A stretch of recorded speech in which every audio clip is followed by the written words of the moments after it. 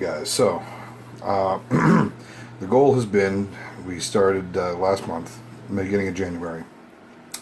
Gene and I decided we were going to try and get a video a week up. I got the first 2 weeks taken care of, but it figures that just as soon as we decide that we're going to do this, the weather starts getting colder and it's getting harder and harder to get outside to work. So we might be without a forging video or two here for a little while. I guess kind of what I want to talk to you about is how we got started doing what we're doing, and just the lessons we've learned, because we've been doing this as a business for about a year, and like most businesses in their first year, it's been a struggle. And I think part of that is our fault, because we kind of jumped in ass end first. We didn't really take the time we should have to learn about the business. The business end of things, because it was just one of those, hey, we love doing this, we love making things out of steel, we love making knives specifically out of steel, let's sell them, let's make a business out of it. And that's kind of what we've been trying to do, and we are learning that we went about this pretty bass-ackwardsly. From watching things that other folks have done and listening to other people's advice and commentary on blacksmithing as a living, one of the things that I've heard that actually makes a lot of sense now that I'm trying to do it for a living is that if you want to be a good bladesmith, you should spend a year learning to do architectural work, and in that time never once try to make a blade. And I think that's actually really good advice, because what we're finding is that a lot of the skills and techniques that you learn in architectural smithing translate into useful skills and abilities in blade making, but the skills and techniques you use in blade making don't translate quite as well to doing architectural work. And we're finding that in order to actually pay the bills and keep the lights on, we're having to do more and more architectural work, not just architectural work, but doing things like making things that are the bread and butter for most smiths: S-hooks, nails, forks, spoons. We talked about doing place settings, but it was always an adjunct to cutlery. And we found that getting into knife making and trying to make money for it is very difficult. It's kind of like trying to become a published author, because it's almost impossible to become a published author until you're a published author. Well, in knife making, we're finding that it is very difficult to establish a reputation and client base without having a reputation and client base. We're also seeing that while there is a reemergence of interest, or a resurgence of interest in blacksmithing,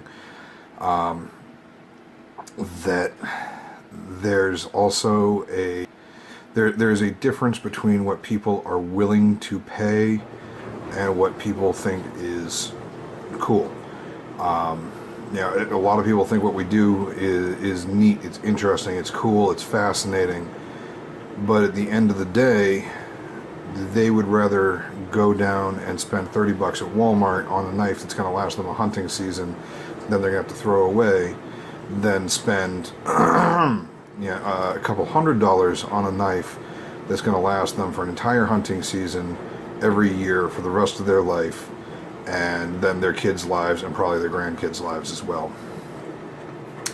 And I don't know if that's partially mentality, because of the area we live. I don't know if that's partially just the disposable consumer economy of the United States, or a little bit of both.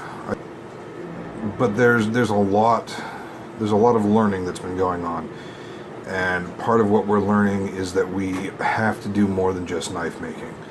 So that might be a lesson for folks to take into account if they're deciding they want to do this for a living too. And I encourage people to do it. Don't get me wrong, I'm not bemoaning this choice in any way, shape, or form.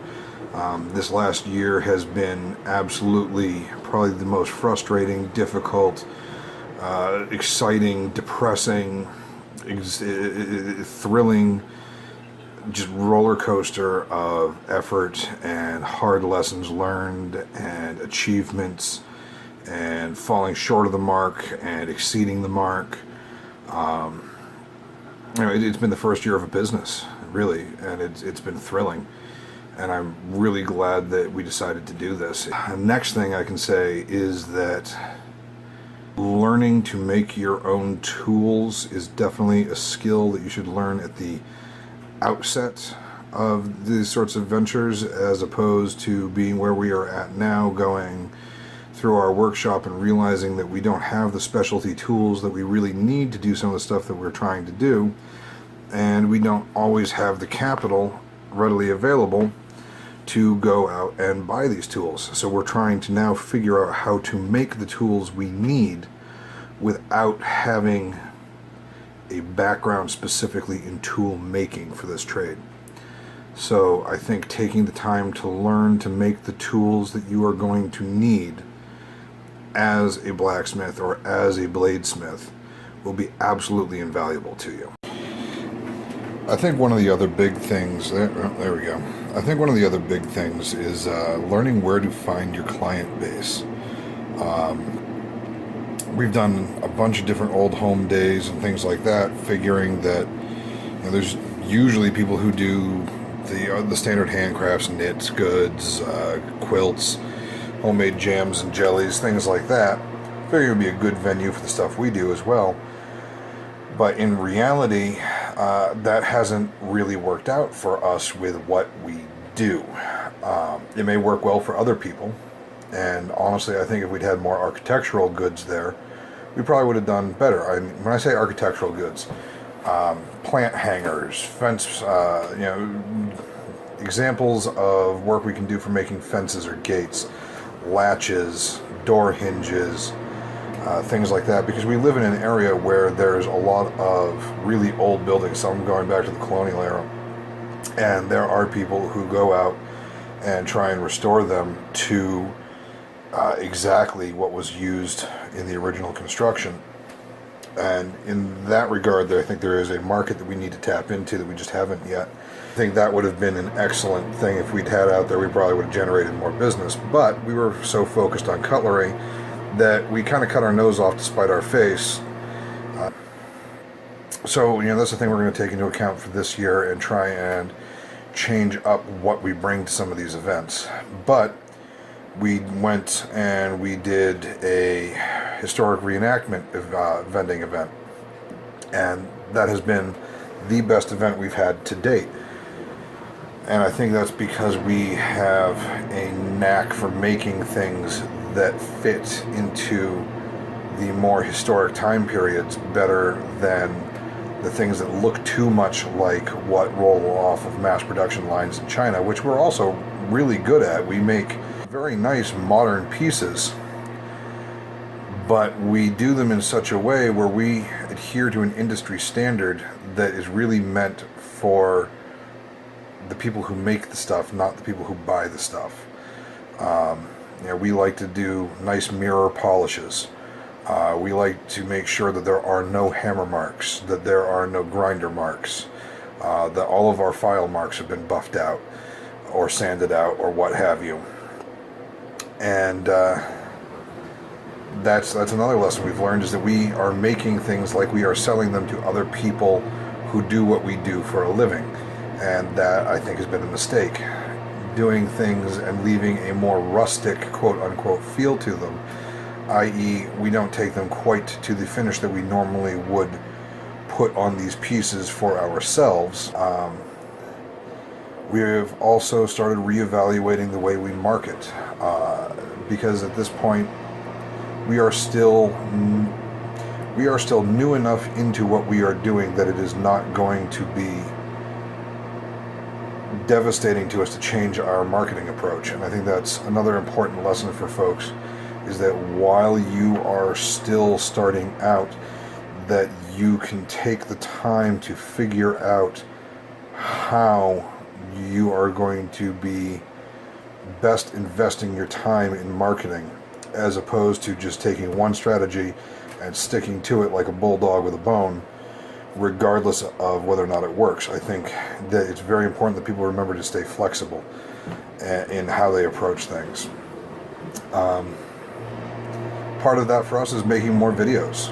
And I've watched what other folks are doing and realized that just sharing what it is we do in a more interactive fashion has been very beneficial for other people in establishing who they are in the industry.